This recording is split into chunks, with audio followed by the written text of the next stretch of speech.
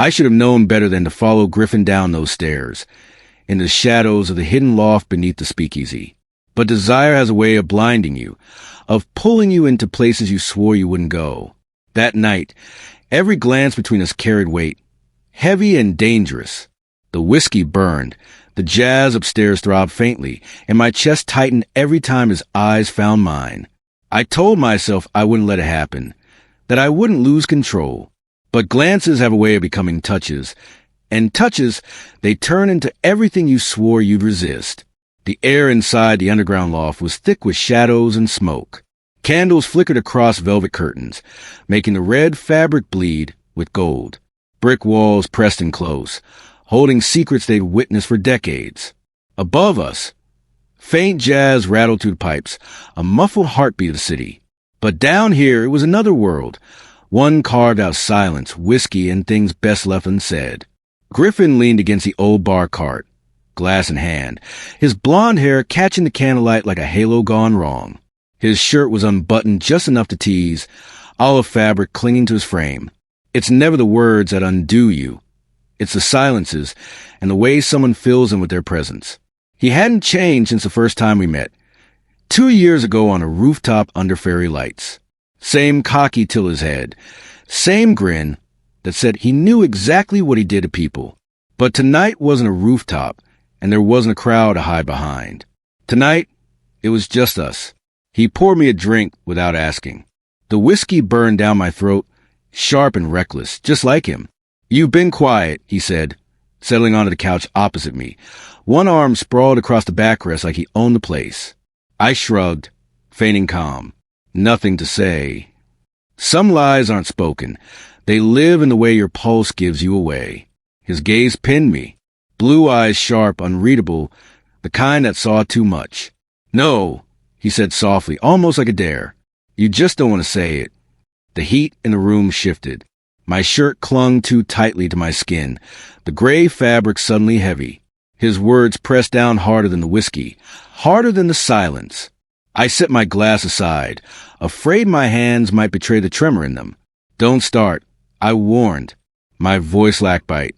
Griffin's smirk curved slowly, dangerously. "You think I don't notice the way you look at me?" The worst part of desire is knowing the other person already sees it. My jaw tightened. I tried to look away, but the dim chandelier made his face glow, all sharp jawline and temptation. He shifted forward, closing the space between us, his knees brushing mine. A spark shot my leg at the contact, small but undeniable. I pulled back just enough to breathe, but not enough to escape. "You shouldn't push," I murmured. He leaned closer, voice low, threading into me. "And yet you don't move." My chest ached with every inhale. The loft's air was suddenly too thin, too heavy. The jazz above pounded like my heartbeat, steady, relentless. Sometimes the cage isn't around you. It's inside you, waiting for someone else to unlock it. I tried to laugh, but it came out cracked. "You think everything's a game." Griffin's eyes burned hotter. "Not everything." His hand brushed the back of the couch, so close to my shoulder that the heat of him seared through the space. "Not this." The candles flickered violently as if the air itself reacted. My throat went dry, words tangled and useless. His nearness was its own language, his silence louder than thunder. I should have stood. I should have walked out into the city night, left him with his whiskey and his dangerous charm. But instead, I sat there, every nerve lit, every second daring me to surrender. The real danger isn't in falling. It's in realizing you were never standing steady to begin with. The loft felt smaller by the second. I could smell him now, whiskey, smoke, and something purely Griffin. My hand twitched, almost reaching, before I stopped myself. But he noticed. Of course he did. Griffin leaned in, closer still, until I could see the flecks of gold in his blue eyes. His lips hovered a breath away. He didn't kiss me. He didn't have to. The weight of the moment was already more intimate than any kiss could be. "I knew," he whispered, voice sharp as glass. "From the first time, you'd never resist me. And God help me. I didn't know if I even wanted to. Control doesn't vanish all at once. It slips, glance by glance, until you're already gone." Griffin's words lingered in the air, sharper than whiskey, hotter than fire. I should have argued back, should have thrown a wall between us, but the truth was, he was right. Every stolen glance had been a confession, and tonight the confessions were catching up with me. The loft held its breath, shadows pressing tighter, the hum of jazz from upstairs fading into nothing. His hand finally shifted, the barest graze against my sleeve, and it felt like a fuse being lit. It isn't the first touch that destroys you. It's realizing you wanted it long before it happened.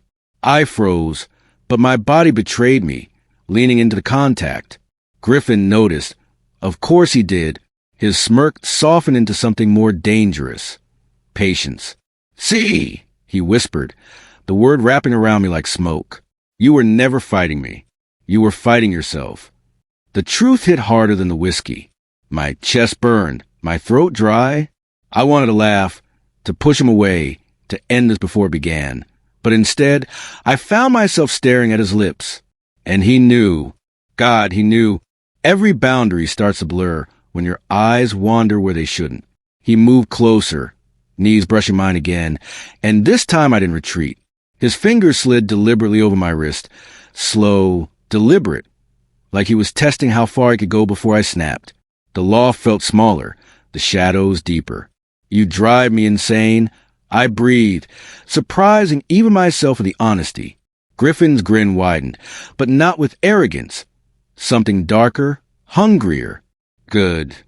The candles wavered as his hand climbed my jaw, thumb grazing my cheek. My pulse thundered in my ears, drowning out the world above us. Desire doesn't knock. It barges in and dares you to stop it. When his lips finally touched mine, it wasn't soft. It was fire meeting fire, raw and consuming. I gasped against him, but he didn't relent, pulling me closer, pressing me into the couch as though the room itself might collapse if he let go. The taste of whiskey clung to him, burning, addictive. My hands found his shirt, clutching the fabric, pulling him in as though the distance between us had been torment I could no longer endure. Every second deepened, every breath tangled. We weren't two men anymore. We were a storm uncontainable. Some kisses don't ask, they claim, and you never walk away the same.